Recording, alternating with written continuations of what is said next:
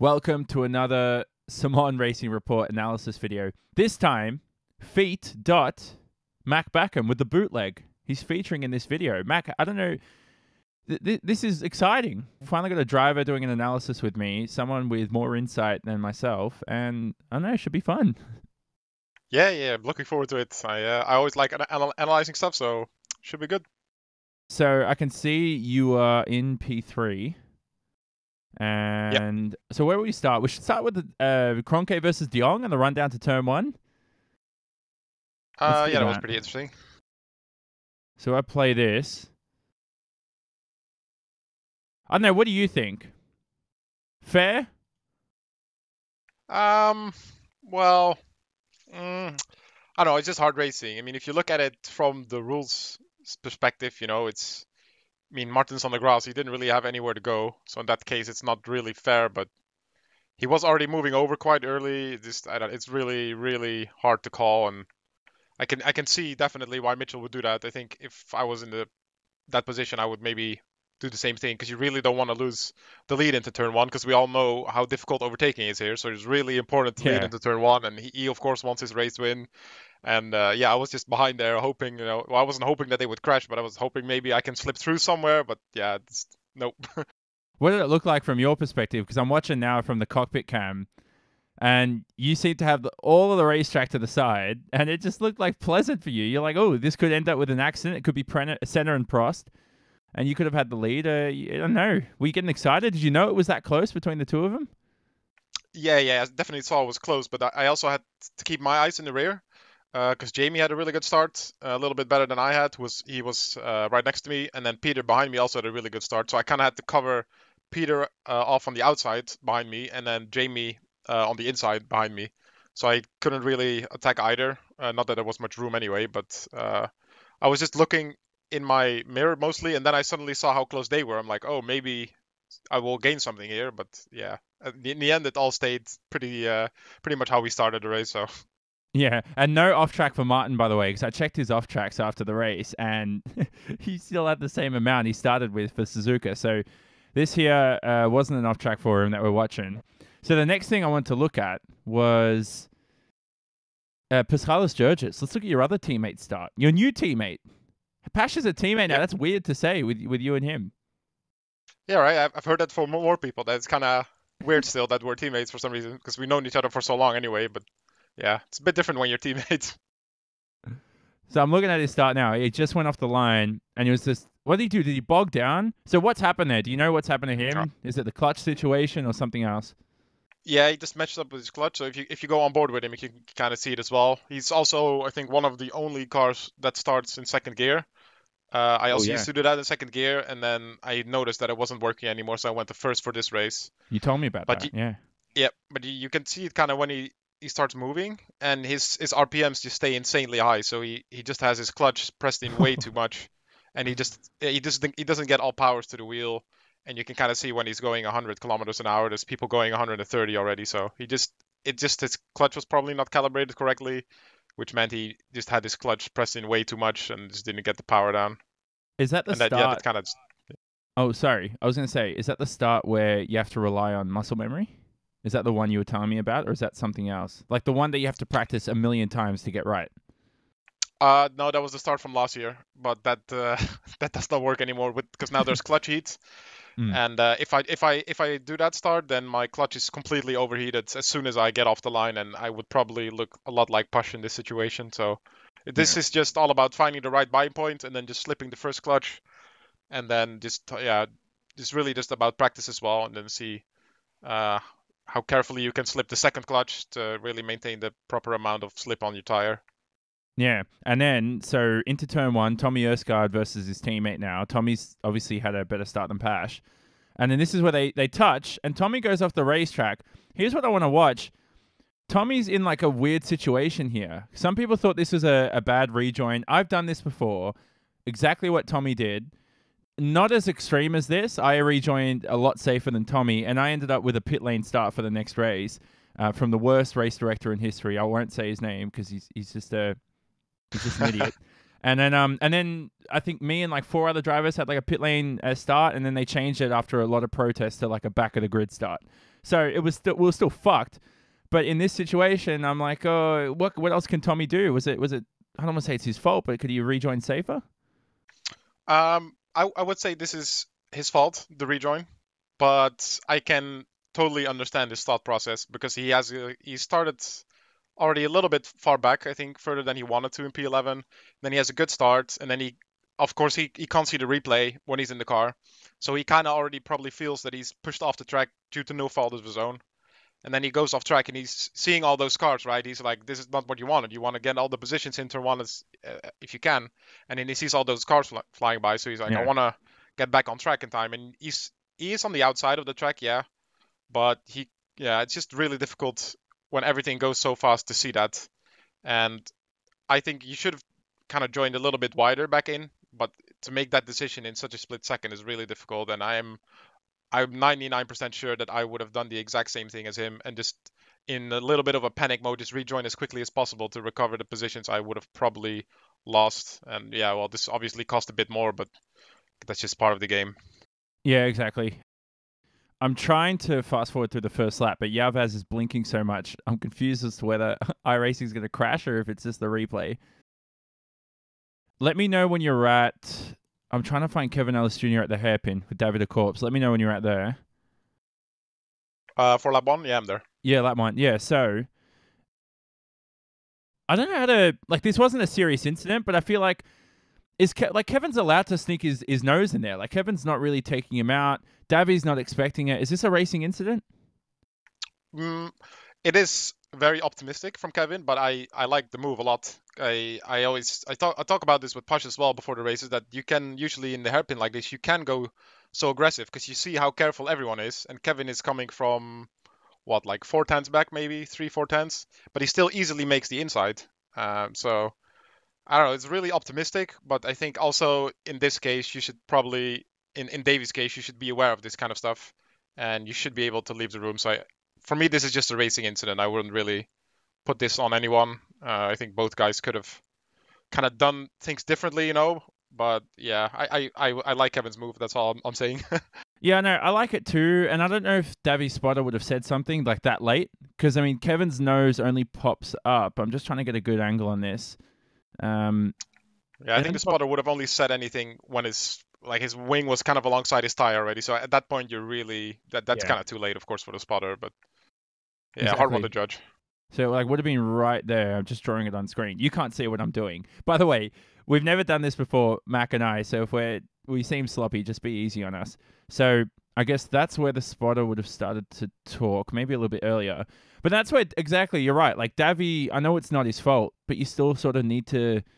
You don't want to be mirror driving, but you still need to be aware. And you're like, oh, I look at my virtual mirror, and oh, there's a guy just poking up bigger than I thought in my mirror. I've got to maybe, not turn in or something like that. And the best thing is for Gregor Huttu behind, he was already taking a wider line into the corner, and he sort of got away with it, which I really like. So last thing on this, David Corpse in the end, we can see here, damaged front wing. So there's the damage there from the hit. And he ended up having... How much time does it cost you? I mean, damage is very unpredictable sometimes in like, not just with this car, but in iRacing. But I know Davy lost a lot of time on the straights for the rest of this first stint with that damage. Yeah, so you obviously lose a lot of the straights. But in a way, I wouldn't say this is helping because you never want to lose your front wing. But you do lose a lot of front downforce. So when the tires really wear, you're much less likely to spin out and stuff like that. So in that way, it's kind of nicer to drive in the end. But yeah, you obviously, if you lose a lot of straight line speed, that's really bad. And then in the pits, you're going to lose 7 seconds again because they have to repair your front wing. So it's definitely not helping your race. Yeah. So Partington now, who is right behind the incident, if we follow him to Spoon, well, he's already on the grass outside of it, exiting the hairpin. And here's the death corner where you don't want to be flooring it. And then it's, I think, Orozco here. Oh, he just... Yeah. I don't know what that was. Yeah, I think Orozco said he had a stutter at that point. So that's very unfortunate. But if you look at it from Parting, it's like his chase view or even his onboard, he's not all the way to the outside of the track. And that's something I don't understand because if you look at the guys up front, when they start braking here, their right wheels are pretty much on the white line, or at least like brushing up against it, and that's obviously the line you want to take. So especially if you have a car on your left, I would make sure I'm completely on the outside there. And yeah, if he was there, then he would have probably avoided that. Yeah. No, I don't know. I know what you're saying, but it still shouldn't have happened. When did Ricardo say he had a stutter? I'm not sure. I heard that he mentioned that. He also mentioned it in the World Championship forums afterwards, that he was just generally having issues, and he had a lot during the race. So. Is that what people are doing now? They're not posting their post-race stuff publicly. It's either Twitter or the private forums. Yeah, I think most people go to Twitter nowadays. Yeah, but I think that it was just more of like feedback to iRacing that they should look into the stuttering, because it's been happening to him for a while now, and also to more people in other races and stuff. Yeah. I don't think that's really something for the public forums. You know, it was just more to get iRacing to notice. Yeah, you don't want to get like a back of the grid penalty, or what is it? What did I get? Pit lane start for a rejoining safely at Albert Park in 2014. Fuck that race steward, man. They know who they are. They seem to really like him, yeah. No, I don't like him. They cost me a lot in that year. Let's go to lap 6. Your other teammate. Why is everyone Coanda today? I think you got too many drivers. Yeah, the whole top 10 was Coanda and Apex pretty much. On the start, at least. Like, go to the hairpin on lap 6. I think it's a hairpin? Yeah, hairpin. Definitely.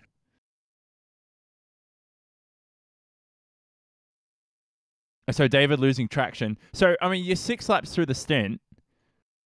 And what gear is David in? You should be in second gear, I think. Yep. Yeah, definitely. And then, like, this, you can't even save this. Like, you don't feel it, right? Like, that's just the way the tire model works. And I don't want you going off too much on the tire model, because I know how much some of the drivers hate it. But it's a bitch sometimes, too. Yeah, I am okay with the tire model on the F1 car. I'm not saying it's perfect. And this race, you could definitely feel its flaws, but I had no issues with it. And in this, you can't really feel the spin that David had there, but you can definitely anticipate it, because you could already see from his line, he's going into the corner really early. That's an way earlier apex than I've seen all race. And then you know when you're going to hit that curb is kind of elevated, and you know your car is going to bounce a little bit from that. So if I had this line, I would already know that my car was going to, I wouldn't say spin out, but it was going to get really loose. So I would be really careful on exit there with such a skewed line, and then also with the curb on the inside. I don't know, you just know when you hit that curb that your car's going to get loose. So I think he could have just anticipated a bit better, but maybe he was just busy looking in the mirror for someone behind or focusing on something else. It's just easy to lose focus there, and then, something like that happens. So anyway. If you look at the chase view, kind of, you can see, especially in the chase view, if you see how he is on the curb, his left rear tire is on the curb so much, and that just causes a huge instability. There's obviously that corner is so cambered, so there's a lot of air between the rear wheels now as well. Yeah, that's all right. Just drive error. You know, everybody makes those errors. And David apparently put in more practice for this round, I heard, than usual. Yeah. Well, that's not really. I wouldn't say that's an achievement. I mean, he did. I think he drove really well this race. His pace was good, and I think if he without any mistakes, he would have been P5 or 6. But generally, he just doesn't practice a lot. This race he did good practice-wise, but practicing. I mean, going up from nothing is always an improvement, when it comes to practice. Yeah, he's a veteran, so he'll get away with anything. Østgaard now, lap 8. So this is when he crashes. So Tommy's already had a shitty race. He goes into... This is at turn 3. That's where he crashes. Yep. I think he was already a little bit flustered, maybe, because also Tommy put in a lot of effort this round, and he's, his race is not going to plan. And then, I don't know, it's easy to just... I mean, I've had it as well in the past, and it's easy to just mess up the simpler things. And you can kind of see he just took that, because you want to take that curb on the inside there. Yeah. But you don't want to get on that AstroTurf that's on the left of there, and that's just kind of what happened. Just lose focus for a second, and you're dead. I think, and he probably could have continued, but just emotionally at that stage, he's probably like, I put in heaps of practice. I've had an incident at turn 1. This race is going to shit right now. It says he's in P17 at this time. He started in 11th. So, yeah, you're right. Like, he's probably flustered. Like you said, that's just drive error. You're looking left. Let me get in the cockpit cam. He seemed a bit more angled.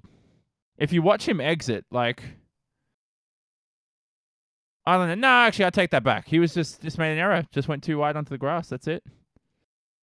Yeah, Should we just move a little on? bit too much. Yeah. Yeah. So that was slightly pointless to watch. I wrote it down anyway. Who's next? Jamie Fluke. Lap 12. Is that right? Yeah. Yeah. So that was an interesting one. I already looked at this, and Yeah. I looked at it a few times, and I just couldn't understand what happened. So I spoke to Jamie like an hour ago, and he said it was his right rear was on that AstroTurf. You know, you have that curb, and then you have that little bit of AstroTurf there, and his right front wasn't on it, but his right rear was, and that just instantly causes the car to spin, and that usually never happens. That only your rear wheel's on it, but in this case it did, and it just kind of really unsettles your car. Yeah, and I just spoke about this in the pole position lap video, which you haven't seen yet because it's coming out after we record this. But yeah, I mean that's the ideal line you want to take, is to be right up to the curb, and it's a risky line because when you get it wrong, it's essentially like touching grass, and it's essentially death, like you're seeing to Jamie here. And there we go. That's where his right rear wheel is. Oops. That's where his right rear wheel is off. I don't know. Did he turn in too early? I think as well. It looked like he turned in way too early. Yeah, I clipped inside curb a little bit, but it shouldn't hurt that much. I don't know, it's difficult to say. You have a few different lines here. I think Martin, Mitchell, and me, we also all took slightly different lines here, and we used our throttle differently in the middle of the corner. It's hard to say. I think you can get away with a lot in this corner, and then on the slightest mistake, you can pay for it, like here happened here. And his problem for Jamie is I'd be so nervous going into 130R, and he's going alongside, is that David Corpse? Because I'd be like, Yeah. is this car just going to spin out of nowhere on me? Because the tires are overheated now after the spin. And if I watch him, man, he's brave. That's an insane defense there.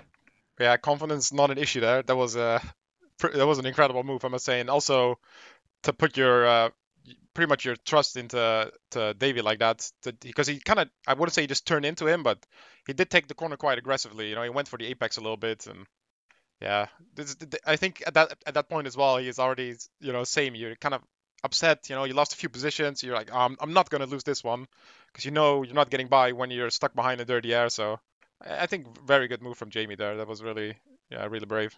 Yeah, I just see you guys have put in so much practice. You sort of just have so much confidence in the car. If I spun like that, I'd be like 4 seconds off the pace until the car started to the tires started to cool down. Next one. Yeah, anything else to say on that? You want to move on to the next one? No, I think that's all about it, really. So Kevin Ellis Jr. now pitting. So he had a longer pit stop too. Did he have to replace the front wing or something? I remember this. Yeah, he did. His damaged front wing there. That was from was that the David Corpse incident, I think? Yeah. So he replaces that, and that's why now, if we look behind him, there's Ricardo Orozco. And if we fast forward, and then here's what I like on the exit of the pit lane. Some drivers forget this, is you still have DRS. So you can see that on your dashboard. It will be, as soon as he exits, it'll be green, which is there. And then Kevin smartly understands, I've got DRS. Now I can switch it on to exit the pit lane. And what killed him was just the moment of traction loss he had on the exit. Yeah, he kind of opened his DRS before he had traction, and then he had to close it again, and then he lost a lot of momentum, and that just kind of allowed Ricardo to get by.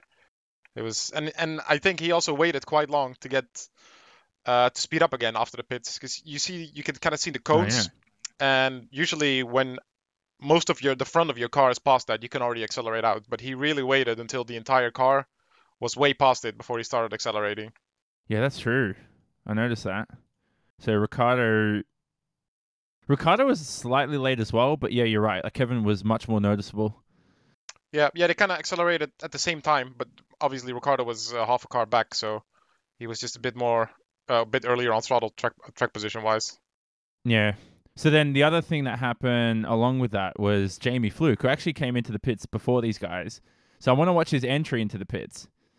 Because Jamie, I remember we only watched him 2 laps ago, spun around. So I don't know if this is an earlier pit stop than he anticipated. So there at the yellow cones, he's like 90 kilometers an hour. Yeah, that was really, that's way too hot. I don't know, it's difficult. His where he starts braking from the car, it looks pretty similar to where I would start braking, but it's a fine margin. Where's But your brake marker for this one? you have the DRS sign on the left there, and then just a little bit before that, I just kind of judge the distance towards that.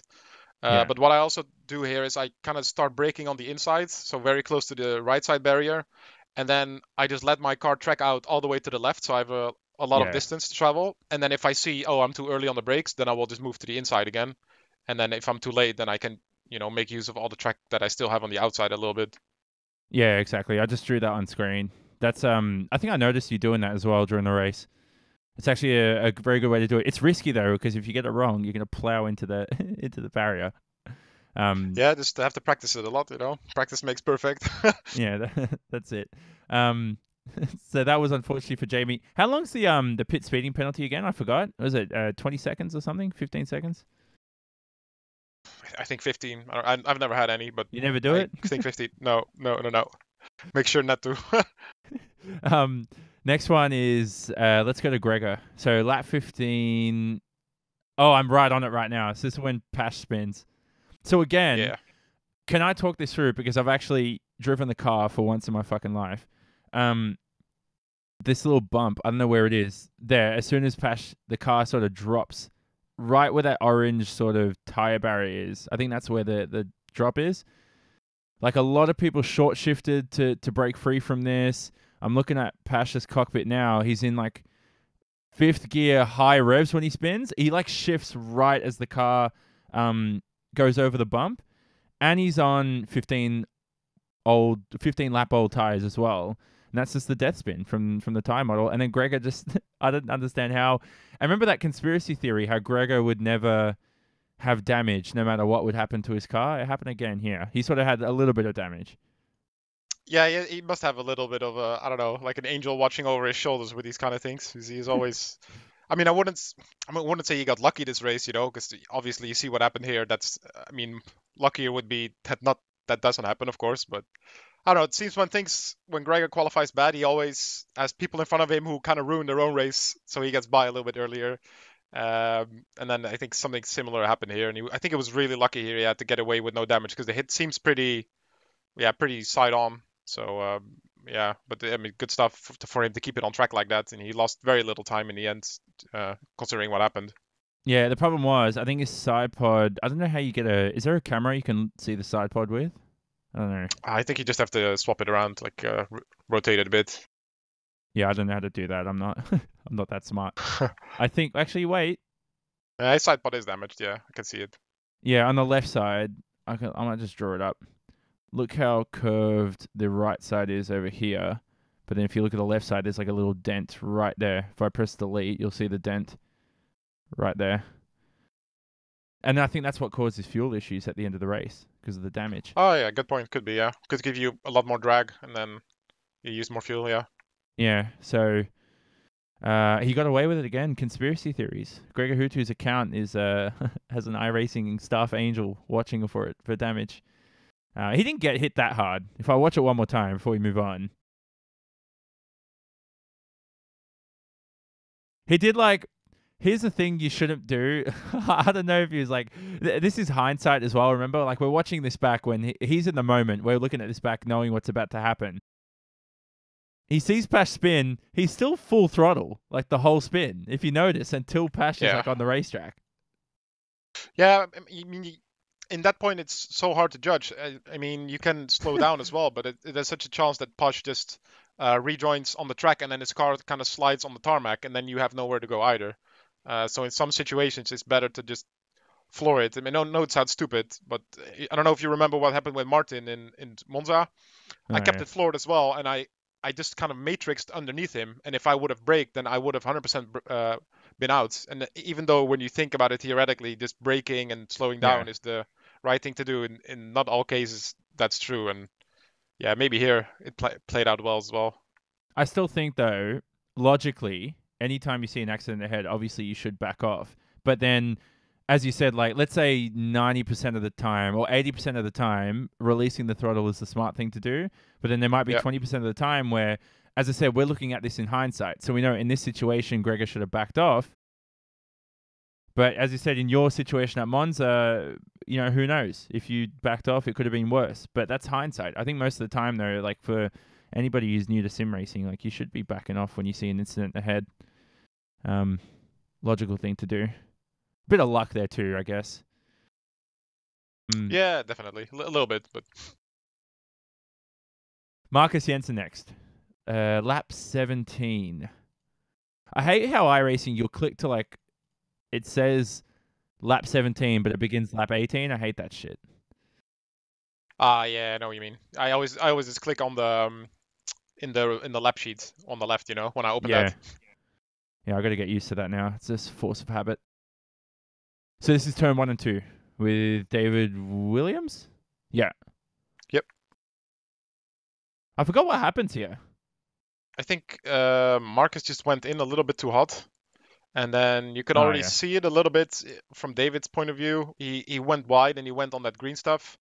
And you lose a lot of grip there. It doesn't mean you instantly spin. It happens in some cases. It kind of depends. But he's already on all tires here. So, yeah, at that point, you can either pretty much go wide and then definitely lose a lot of time, or you can kind of fight your way back on the track and then hope it sticks. But, yeah, he just unfortunately lost it here. And then David had really nowhere to go.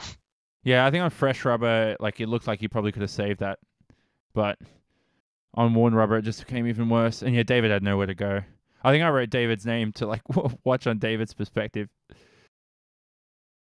Yeah, again, let's see if David floors this like Gregor. I want to see. No, David was definitely on the brakes. I can hear that. But I don't know. Maybe flooring here would have helped. He would have just pushed them out of the way real quick. I have no idea. Into Josh as well. Josh, and yeah, this is the one where Josh. I don't know if you saw this because you didn't. I don't know if you watched the race, but Josh just avoided this. So if David floored at full throttle, he would have took out Josh Rogers as well. Yeah. It just got Josh avoided that really well. I think he did the sensible thing there, going just wide and the outside there. Yeah, and Josh actually. I think Josh touched the green stuff too, if you look at it. Oh, it was very close.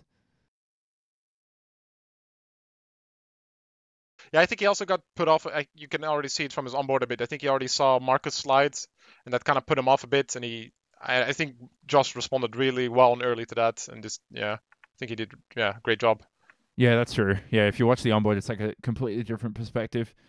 And 2 positions, how satisfying. Next one, so same lap. We go to Martin Krönke, your teammate, at Spoon Curve. So this is where, again, I don't know how Martin doesn't get incident points like ever. And again, he avoids one here at Spoon Curve. He has slight moment. This is the same as Jamie, isn't it? Did he touch the green stuff on the outside? I haven't looked at it yet. Yeah, it looks like the exact same thing. So his right front is just kind of still on the curb, and then his right rear is on the AstroTurf a little bit, and the car just snaps.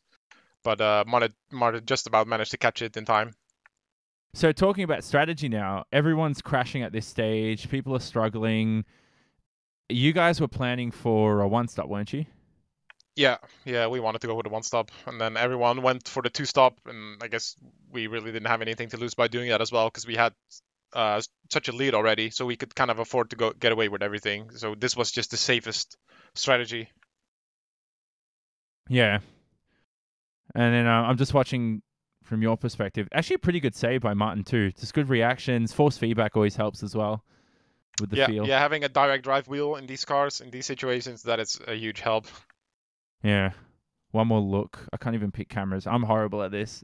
I need Hugo Luis or someone directing for me. So it goes through the corner.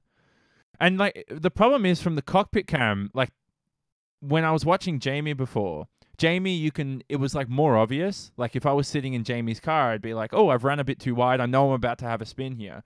In Martin's perspective, it was like literally millimeters, like a bee's dick between him and the green stuff. It was like, what is it? 1 width of the rear tire. Like it was hardly anything noticeable. Yeah, it was almost nothing. But I mean, those small millimeters or inches, they make the difference, and it's huge. Yeah, that's what I was saying. So the reason I brought that up was that it's harder to react to that because you're not expecting something like that to happen. But anyway, so that's pretty much it. Rogers next. So this is the big crash. Lap 20, 130R. I might as well just rewind from 21. And he pits straight after this. So I think he touches the grass because there's no way he spun. Normally, you'll spin after 130R, like on the exit, if you get this wrong. But because he spun early, I'm like, oh, what went wrong here? And then you watch. I think he touches the grass, maybe. Am I wrong? No, I'm wrong. On entry, you mean? Or no, I mean, even if you touch the grass on entry there, you don't spin out. The car slides into the corner a bit then, but then it just grips up. Because it's really, yeah, again, that AstroTurf with the rear tire, you're just, I mean, once the car goes there, there is no saving it anymore.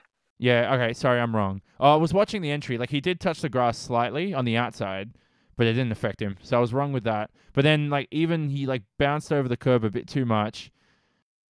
And it's the curb, I think, at the end. Like, he just went onto the AstroTurf, right? Yeah, exactly. That thing is deadly. So have you done this in practice? Did you ever spin at 130R? I don't remember. I don't think so. Well, I mean, I have in the previous years, but I just know now to not even bother trying to go there. So I don't know if that happened. Maybe, I don't know. I did so many hours of practice, so maybe it happened once or twice. But yeah, the car just snapped on him, no grip, and he pitted straight away, which is I think the logical thing to do. Like whenever you have a spin, like I know we had damage, but take the damage out of the equation. I think it's like, I don't know if you feel this way, but whenever you pit after a big crash or damage, it's a great way to sort of, get yourself back mentally and restart the race for yourself, if that makes sense. So let's say he wanted to pit 2 laps after this. Just pit 2 laps early, do an extra 1 lap on your next 2 stints, and you're fine. Yeah, definitely. I mean, we went in the wall at 200, so at that point, I would, in my mind, it would already start thinking, because I went into the wall that hard, that my car would be completely damaged. But I think he only really bent his front wing, which is quite amazing. But yeah, you don't want to drive with a broken car if you don't have to. So just pitting early now is a sensible thing to do. And if you are in the pits, you can just kind of reset your mind a bit. You don't really have to focus driving 60 kilometers an hour in the pits. So it's probably a good thing to just regather your mind and then focus on driving again when you get out. Next one, let's just go to Mitchell deJong now. Let's just go to when he was in all the lap traffic, because this is something you spoke about. You guys had already pitted at this stage. You were approaching the one-stoppers, and this was crazy for all you guys. So, like, talk about this, because I'm watching Mitchell now, start of lap 23, and he's approaching Gregor up ahead. Yeah, so I think Martin was about a second, like 1.2 seconds behind Mitchell, and then I was about 1.2 seconds behind Martin, so none of us had DRS. So I'm seeing this, I'm thinking, oh, great, I can get back in DRS, that's going to make my life easier, don't have to use ERS, and then just going to get, save a bit of fuel as well that way. But in this situation, it's so difficult, because you have a 1 second lead, kind of, and you can't afford to lose any time. And if a back marker does something crazy or you have to avoid something, Martin is so close behind that if something goes wrong for you, he's in the lead, and then you can't overtake anymore. So I don't know, it's really difficult to pass these cars. And I think how Mitchell overtook Marcus in the end, that was really dangerous from my perspective. I would have never done it that way. Because you saw what happened to Push, right, in Dunlop, and the same thing could happen in these corners. So when I saw that he went on the outside there, I was thinking this could end really badly, because Marcus could just have a sudden death snap in that right-hander and then take Mitchell out with him. So I was really scared of that, and then that everyone else could get collected in something like that. Yeah, I'm only watching. Oh, sorry, I'm only watching him pass Gregor now. So the Marcus one's coming. Is that at Dunlop curve, right? Yeah, that's on lap 24. Yeah, the next lap. I'm just going to fast forward to that. But yeah, you're right. Like, that's something where, and you're on fresh rubber, and look how close he's getting through the S's. So I'm looking at that now. But it's like, there's nothing you can do. Like, I know Mitchell, he's getting overly aggressive. How far is Martin behind? He's not that far behind. Yeah, it's only a little bit, and you can see how close he is. But in this situation, I would have probably dove on the inside here on the hairpin. Because I don't think Marcus would. I mean, Marcus was just driving his race. I don't think he was intentionally holding anyone up or defending. He just wanted to lose the least possible time for him. So in this situation, I would have just put it up the inside in the hairpin, because I would have been 100% sure that Marcus was not going to fight that, and then I wouldn't have the risk of him maybe spinning out in that curve before Spoon. Yeah. Oh yeah. Sorry, that's the curve as well. I was about to say. Marcus is on worn tires, and that's where the other death bump is. So it was Dunlop curve, the left-hander where Pash spun, death curve, And Spoon was the death corner as well. Was there any other corner at this track? Am I forgetting one that was like death with the tire model? Or is that it? Not really. Just, I mean, well, so you have Dunlop, that's really bad. Yeah. Then the right-hander after the hairpin, that just long full throttle sweeper. Yeah. And kind of the last turn, just coming out of the chicane, getting onto the back straight, that could be a little bit tricky. You have to really manage your throttle well there, but yeah, the rest was fine. Yeah, and then so you're right. So Marcus spun it here, and that's what I was thinking exactly. Like during the race, I was like, oh, like Mitchell's going for the pass here. What if Marcus just like spins because he's taken and he took the tighter line, which is even worse. Like you can see, Marcus actually gets onto the AstroTurf on the inside, and whenever you take that line, like that's where the car snaps. But I don't know, he sort of manages it well. Yeah, it was really dangerous, and but I mean it worked in the end, and it was obviously better for Mitchell to get by at that point than 2 corners later because Martin was closing up. And then after Spoon, Martin gets by Marcus. And at that point, I'm like, oh, shit. Mitchell is now far up ahead. Martin is not in my DRS. And then I'm closing up on him really quickly. But I don't, I thought I had a hinge that he might pit. So I didn't really want to go too aggressive out of the chicane. And the good thing I did because he was going to pit. So I was really looking at my replay now. I was really hesitant on my throttle to make a move there. Yeah. So next one after that is... I want to go to Kevin Ellis Jr. So start of lap 27. And he's behind João Vaz here, who's been blinking the whole race. And to me, it's like, I've never tested this out, but I'm pretty sure it's happened to me. Whenever I'm behind a blinking driver, especially in like oval races, I lose the draft and the slipstream. And not only that, but it's also distracting too. And you don't know if they're going to reappear like right on you or something like that, and then you cause a huge accident. And that's where I feel like now, like João Vaz has been doing this all race, so he's had connection issues. Like, what do you think about this? Should João be disqualified? Should we pull over? Should you let him race? Yeah, I think disqualification. Yeah, but we have no live stewarding anymore, so it's so hard in Kevin's position because you do if someone blinks out, you do lose draft, but at the same time you don't get dirty air when they blink out. But it's only momentarily, really, so I don't think that's a big issue. But you just cannot pull a move on someone like that. And I've had it with João as well before. And I don't know, there's something wrong with his connection or if it's him with the server, but it's just really bad. And you cannot race like that. And, when it happens for 5 laps in a row, I wouldn't say it's okay, but, when it happens 10, 15 laps in a row and you're behind someone, at a certain point, you just get tired of it and you have to do something about it. And with someone blinking that badly, it's much easier to go wrong. And I would definitely like to see live stewarding. And then if people have such a bad connection, they should be disqualified or at least pulled into pits until it's fixed. Yeah, or pit lane starts the next round, like me, for just doing nothing wrong. Anyway, and next, do you? I don't like that actually. I hate. I don't like when people are punished the next race for something they did in the previous race. I don't like that. I would much rather see people disqualified for a current race or something. So, for example, what happened with me in Indy last year with Gregor, I'm sure you remember that. Yeah. I would have much rather. I think it would be much fairer if I would have just been black flagged for that race, stuff like that. I think that's a way better thing than just do like 2-3 weeks later. What was the penalty you got for that race? Well, I already had an incident the race before in Imola with Graham, I think, where I also kind of hit him, and that was also definitely my fault. Yeah. So then those penalty points just kind of add up, and then I got a race suspension for Spa. Oh, yeah, that was it. You got the race suspension, which is pretty harsh. They're treating you like Romain Grosjean, Mac. How do you feel about that? Jeez. Yeah, I thought it was fair. I didn't disagree with it. I mean, those 2 races, those 2 crashes, they were all on me, so I have nothing against that. Fair enough. And you've changed. Look at you. 5 seconds off. I'm looking at the results. 5.3 seconds off a race win in like one of the toughest races of the year. Like, that's pretty cool. Yeah. I'm really happy. I mean, it feels so much better this year than last year. I was already feeling good last year at the end of the season, but I don't know, just somewhere I've just made a huge step forward, and I don't know, it's been really good. So next one, let's go to Gregor Huttu. So start of lap 29. And this goes back to Mitchell, who was stuck behind, was it Jensen before? He was stuck behind Jensen. And the reason I want to watch this is Huttu stuck behind a slower car here. So if we look at context, Gregor pitted on lap 23. and Orozco ahead, pitted on lap 14.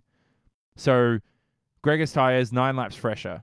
So if I watch him through the entire first sector, what Gregor's, let's say, is like, I don't know, 1.5, 2 seconds a lap faster.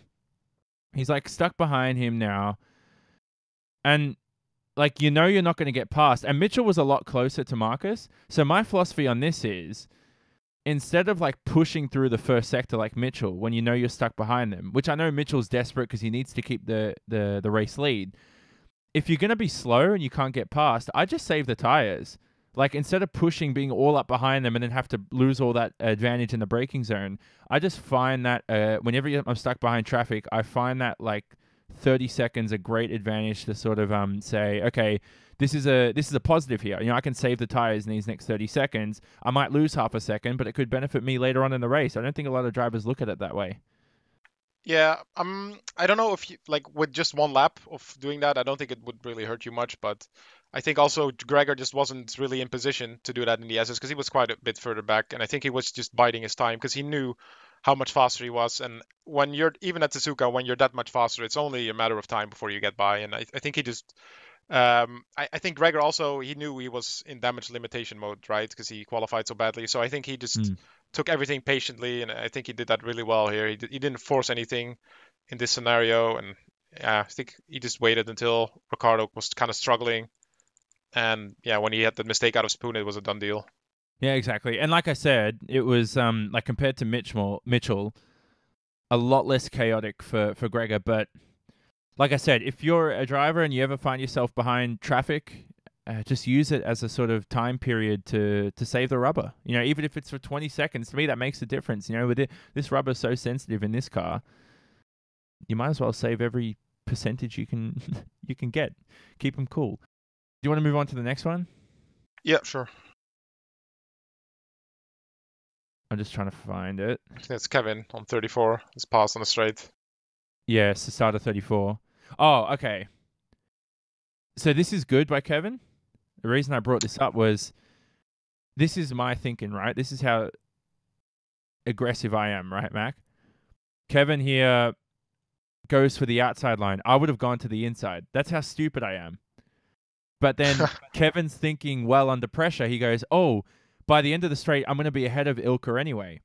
But I think, let's say Ilkka, I don't know if you have the same screenshot I've got, but let's say Ilkka's about like up here or something like that. He's a lot more ahead. You don't have as much of a speed advantage on him. Then I'd go for the inside. But I think Kevin knew, I'm going to be ahead anyway. There's no point being that aggressive. Go for the outside and get the pass done. So I don't know if you get what I'm saying there, but pretty good pass. Yeah, I understand. I think he also knew, because Kevin was on much fresher tires with the two-stop. I think he just pitted, maybe. No, I didn't. Oh yeah, he did actually. So he was on a lot fresher tires, and I also really like the way he set it up on. Actually the previous lap, he just kind of showed his nose going into the chicane, kind of unsettled Ilkka a little bit. Oh yeah. And that just gave him the good run. And yeah, I think at that point he kind of knew that even if he had a good overlap, I don't think Ilkka would have really fought that hard because there's no point. They're not in the same race. Yeah, Ilkka was good at that, just sort of defending the outside line. And then, like I said, we're watching it one more time. Me, for some reason, I just, I don't know why. It's fun going to the inside, though. You got to be honest. Going right up close to the wall, it's fun until you crash out of the race, which is not fun anymore. Gregor Huttu next. Lap 35. So this is him versus Williams at Spoon Curve. Yeah, that was a messy one. Yeah, so, all right, I think there was a bit of argument about this during the race as well. I was reading some comments. I mean, some people say this is Gregor's fault. Some people say it's David. I mean, I think it's a racing incident. Like, number one, David runs wide, obviously makes the mistake, and then we go into Spoon, and Huttu does the right thing. Huttu slots his nose ahead. David's made a mistake. David should not be rejoining like that. It reminds you of Tommy Østgaard. But at the same time, David doesn't expect Gregor to be so close to him at the same time. And also, David's mind is thinking, oh my God, I just had a spin, rejoin. He's not thinking about battling with Gregor. So that's why I think it's a racing incident. I would actually put this all on Gregor. I mean, I don't know David's teammate, but I just, obviously David went wide, but he didn't go off track like Tommy did. For example, he didn't go all the way on the tarmac on the outside. So I would say he was still on a racing line pretty much. And you can see when he rejoins, he still leaves a little over a car space, and Gregor just runs a little bit wide into him. And also when David already started turning into the corner, there was no overlap at all. So from my perspective, because that's similar what happened with Gregor and me last year in turn 2. Yeah. I kind of bumped him a little bit, but I had a lot of overlap at that point, and then I still got put at fault. So I kind of feel that this is very similar, except that Gregor had less overlap. So in that sense, I wouldn't really blame David for any of this. Does David have an off track though? I can't remember if that's an off track, because he's still on the curb, but I feel like he's too far off. I have no idea actually if that's an off track. If it is, but like I'm happy for this to be a racing incident, because like I said, like by the time David rejoins, Gregor's already committed to the inside. Like he doesn't. To me, if I watch from Gregor's cockpit view, David's off the racetrack.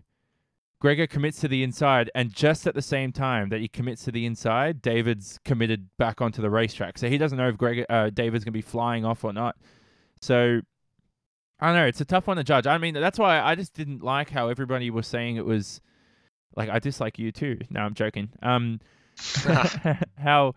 I just don't see how this is either of these drivers' fault. I just think they were both, in a tough situation.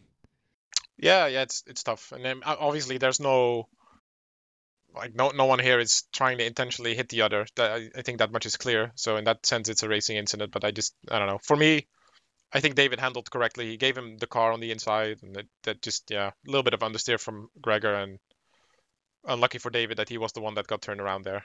And if you pause right when David spun around and then switch to you, you're pitting. Aren't you all in the same TeamSpeak channel? Yeah, we are on the same TeamSpeak channel. Is it David like fucking bollocks this and shove? What do British people swear? Like, what do they say? I don't know. Yeah, stuff like that, I guess. But we didn't do that on in TeamSpeak, because we're all really quiet. We're just kind of in the same channel, so the spotters can whisper to us, and then we don't really speak with each other during the races. So hopefully that didn't distract your pit entry, which it didn't. I love how all three of you just pit at the same time. It's like the San Antonio Spurs of the iRacing World Championship Grand Prix series. You guys are all a team doing the same stuff, fundamentally correct. I don't know. That's what I feel like Coanda is. Great culture. Who's your coach? Who's the Greg Popovich of the team? I am, of course. No, it depends. It really depends. I don't know. It's like for this race, I wouldn't say I was the lead driver, but I was kind of the one that gathered most people to practice and stuff. And in other races, it's someone else. And that changes. And about the strategy, we've had quite a few people asking me why didn't I just pit earlier to try and undercut them and stuff. And it's just we have kind of Philip and Jörn. They just do the spotting for us and the strategy. And we don't have individual spotters, so I don't know, for them it would be really unfair, for example. It would be really unfair to Martin if Philip suddenly says, Mack, you're going to pit a lap early to undercut Martin. That would just be really unfair to Martin, because he's also spotting for Martin, of course, and then he would feel hard done by. So in the end, they kind of decided to put us all on the optimal strategy just to get to the distance, the full distance of the race, and get to that as fast as possible, and then we could just fight it out on the track if we felt that we were faster. Yeah. So next one, last few, and then we're done. All right, this is going to be difficult for you to get to. Lap 29, Jamie Fluke. It doesn't exist on the lap sheet. And not only that, it's at the final corner. Yeah, I got it. So this is what you were talking about before. This is the sort of, you have your two death corners. You have Dunlop curve and then the run down to Spoon curve, whatever that's called. 200R? I don't know what the fuck it's called. Yeah, 200R. And then this is sort of like a half death wiggle corner, which is the run out of the final chicane. And again, this is what you're talking about. So Jamie will come out of here. He's like, I don't know, do you think he's short shifting enough? Do you have to short shift out of this corner? Yeah, you kind of do, because if you try and run it to the end of the revs and then you shift, then you're in that dip. So you could probably hold it in third gear as well, but then you kind of start running out of acceleration, and then you're stuck at 170 kilometers, and then you suddenly get power to the rear again when you shift to fourth. So you have to short shift to fourth here, and then be really careful on throttle. And Jamie held on for it quite a while. It was a pretty decent drift Yeah. until the car decided to tank slap the other way. Look how fast he quit as well. This is how unhappy he was with his race. He hit the wall. Man, he found that escape button like so quickly. Yeah, I think he just had a tough race, and yeah, Yeah. I mean, I can see why that happens. Not every day is your day, sadly. And not only that, but he had 2 shitty races before this, like lap 1 crashes. But he qualified 4th. Look at the bright side. He's best of the rest. So that's it. So again, that's the traction issue. So final few things here. Let's go to Antoine Higelin. This is all the way on lap 44. I don't know if have you watched this pass yet? Yeah, I did. So this is on I feel like this is netcode contact between him and Marcus.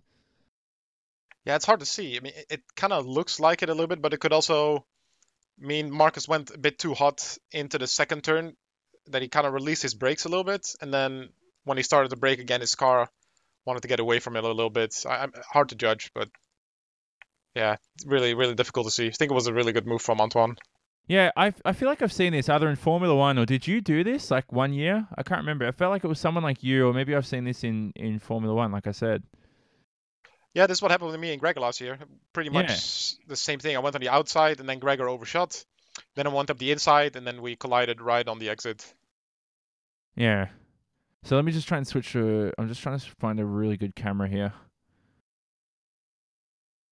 Yeah, I think if there was contact, it was like netcode contact. Oh, if anything, it was like... If it was real life, you would have seen like the end plate of like Antoine's front wing slice off. And like Jensen end up with like a puncture or something like that, which I think we need to see in iRacing punctures. That would be cool. Until you get like Josh Rogers hitting you from like 10 meters away because of his Australian netcode. You can actually get punctures in the F1 car, but you have to. It's kind of when you run out of thread on the car, so you have to do like a million laps, and then at that point you're already spinning every corner anyway, so you usually don't reach that point. Yeah. Cool. So this is a good pass from Antoine Higelin. He was confident, fresher rubber as well, and he's just, I don't know, so much more confidence because we switched to lap 47. He's passed that 130R on Gregor. I mean, this was insane. Like, the amount of confidence I remember he had in the race, like, this is another risky sort of pass. And he had to make this done. Like, he had 6 laps to get this done. He just chose to get it done at 130R. Yeah, I think I don't know. Antoine was probably just feeling really good in the car. He's had a good race, good run. So, I mean, when you're at the end of this and you see Gregor, and he caught up to Gregor from a long way back, of course, because Antoine was way fresher tires. And I think kind of when he saw that Gregor's light was blinking and he stopped deploying, I think Antoine just grabbed his chance. And I think he knew that Gregor wouldn't fight him if he went up the inside there, because there's nothing to gain there from Gregor. Because even if Gregor would have defended there's no way that Antoine would be behind him for 5 more laps. That's just no way with that speed difference. Did you test going side by side through 130R at all? I've tested it previously in few other races, few other cars. It never worked, so I wouldn't have tried it. No. So then the last one I want to look at is Kevin Ellis Jr.'s spin. Oh, at turn 6. So this is on lap 51. This is a weird place to spin. Like, is this because he's on worn tires? I've never seen anyone. I never even did this testing myself, spinning at turn 5 going into turn 6. Like, what's gone wrong here?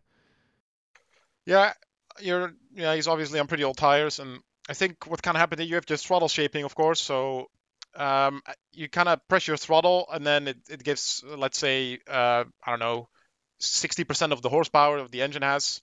And then once you get to a certain point, it starts deploying the hybrid system as well. So you get a lot more power. And I think looking at this, Kevin just stepped on the throttle maybe a little bit too hard, and the rig just snapped around a little bit.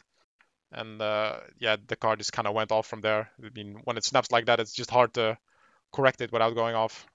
Look what gear he's in. I know it's on worn tires. He's in 4th gear on low fuel. Like, he's in high revs as well. I don't know, is that what you were doing? Yeah, I think I was in 4th gear as well, in the left-hander here. Like on worn tires as well? Or on fresh, you would have been on 5th, surely? No, I think I would take the left-right in fifth gear from the SS, and then on the next left-right I would be in fourth, and then in Dunlop I would be in fifth again. Ah, okay, cool. But qualifying it would change, surely. Am I Yeah, correct with this? yeah, Qualifying you'd be yeah, in fifth. yeah. You have fresh tires, you have low fuel, then you're kind of a gear higher almost everywhere. Yeah. So then, if I keep following this all the way down to Spoon Curve, Kevin's like spun the tires a little bit, and he has a slight moment on hot tires at Spoon Curve. So I'm now at the entrance to Spoon here. Is this as a result of his spin, or is this just worn tires? Like his tires surely haven't cooled down by this moment. No, that should be fine. I think that would only last a few corners, really. But again, this is just worn tires, too eager on throttle. That happens to a lot of people. I had a similar thing happen as well out of the final turn. Just getting too eager on the throttle, then you think you still have grip, but then you kind of maybe hit a little bit of a cliff at the end of your stint, and then the car is suddenly trying to step out. So now watching you, we didn't give you enough feature time. I guess like that's why I asked you after the race. Was that a boring race for you? And you said no. It was actually one of the toughest races. You were like not breathing heavily, but you were sort of out of breath when we were doing the interviews. Like you were pushing really hard, man. Yeah, I mean, look at the people I have to try and keep up with. It's insane. But yeah, for me, like action-wise, of course, it was kind of. I mean, there was not much happening, but I kind of.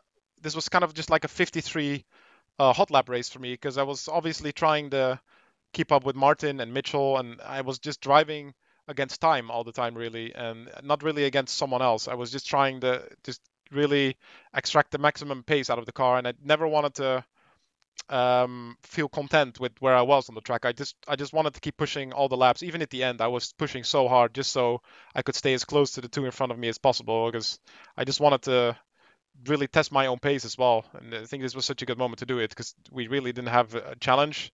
So I could just purely focus on Mitchell and Martin, who are, well, the people I compare with every day in practice, of course. And the one thing I wanted to say was, so we spoke about Gregor almost running out of fuel, and he just made it to the line in the end. Like, here's a trick I used to use. I don't know if you think this is good or not. You've got spotters, so this works a little bit differently for you. But when I didn't have spotters, I'd like write down, like in front of one of those, what do you call those boards where you pin stuff to? Pin board? Is that what they're called? I can't remember the name. I haven't a brain. I guess something like that. I know what you mean. Yeah, and so like I used to have like a sheet of paper and say, okay, with 30 laps to go, or on this lap, I need to have this much fuel left. On this lap, I need to have this much fuel left, and like blah, blah, blah. So like I'd always check my fuel with 10 laps to go. If I was like a liter under what I needed, I'd be like, oh shit, I need to start saving now. Because then you see a lot of drivers will start saving with 4 laps to go, and it's just too late.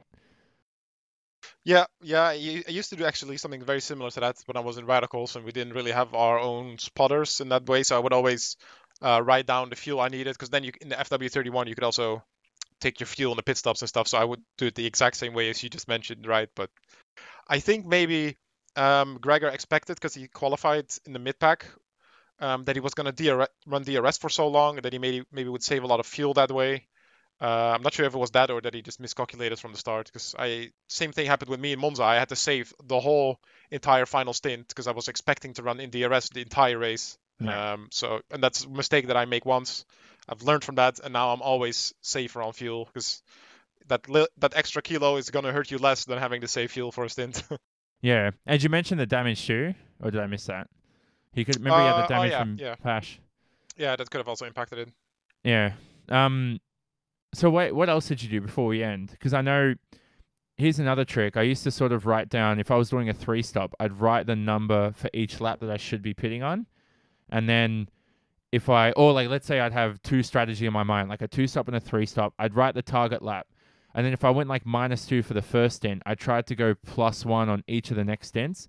So like if my pit line times were 13, 20, and like, no, that's shit numbers, 13, 30, and like 50, I'd say, okay, if I pit on lap 12, then I need to pit on lap 30, and then I'm back to normal, if that makes sense for my strategy, because I went +1. I think that makes sense. I don't know if I said the right numbers. I'm fucking, my brain's all over the place right now. Yeah, I don't know. I would never really change it like that. So, I mean, if I decide to undercut someone, Then I also will pit early on the second pit stop because I don't want to be undercut by them again, because then the first one was all for nothing really. So if I pit early in the first stop, I'm also going to pit early on the second stop most likely, and then just really run it out long until the end. I'm watching the end of the race. Martin's like full throttle going back to the pits, 300 kilometers an hour, and you and Mitchell are just taking it easy. So yeah, Martin wasn't happy after this one, but I don't know. He seemed like he was happy today because you guys crashed out of the SEO right now. That's currently live. Yeah, would have been nice to finish the race, but I think we all didn't have that much preparation for that. So I think Martin is just happy he doesn't really have to drive that, because he wasn't really feeling like driving that. I think he just wants to focus on F1 for the remainder of the season, like we all do, really. So yeah, I think he's not too dissatisfied with that, and we just wanted to. I just told them on TeamSpeak after the race. I just said, let's go to the start finish line so we can take a picture, just so we can like line up and have the 1, 2, 3 in a shot there. Oh yeah, let me watch this. Did I miss this? Oh damn! Wait, how did I not see this during the race? Oh my god, I'm actually getting this on screen. What the fuck are you guys doing? Damn. Yeah, I'm not sure. Martin was sitting there in the middle of the road. I'm like, no, I think Mitchell should be in the middle. And then he started reversing. I'm like, what's going on? He almost hit me. It didn't really go as smoothly as I had in my mind. But I don't know. I guess after like a fatiguing race for 1.5 hours, you can't really expect that. Yeah, and then you have to face Will Buxton and the interviews and stuff. Oh no, I'm joking. Did you post that photo on social media or something? I haven't seen it yet. Yeah, it should be on Twitter. Do you have anything to plug? You're obviously racing next week in this series at Spa. I can't think of anything else you might be doing. Refresh me. No, that's it. Spa next week. Then Coda 2 weeks later, season finale. And then, I don't know, from there, just some random races, maybe some SEO, stuff like that, but nothing really major. Just a little break. That's also good, you know? Yeah, exactly. And I feel sorry for Mitchell because he has to compete in for 2 championships. It's like a good first world problem to have. Oh, I'm too good. I have to compete for too many championships. So I sort of feel sorry for him. It's not the ideal situation, yeah. It's all right when it's GT3 and F1 because they're on weekends, you know, and they're not on the same weekend, so you at least always have a week to get back in the car. But yeah, for Mitchell, he has to do RX on Thursday night, and then he just has to jump back in the F1 car for like a day, and then the race is already for him. So yeah, exactly. All right. So if you like this one, comment. Please leave a like as well. You know, we've got a lot of likes for the last one. Really appreciate that. Subscribe, share it, do whatever you can do. Hopefully get a few more drivers out for these analysis videos in the future. But thanks for Mack Bakkum for coming on board. Hope you enjoyed. We'll see you next time.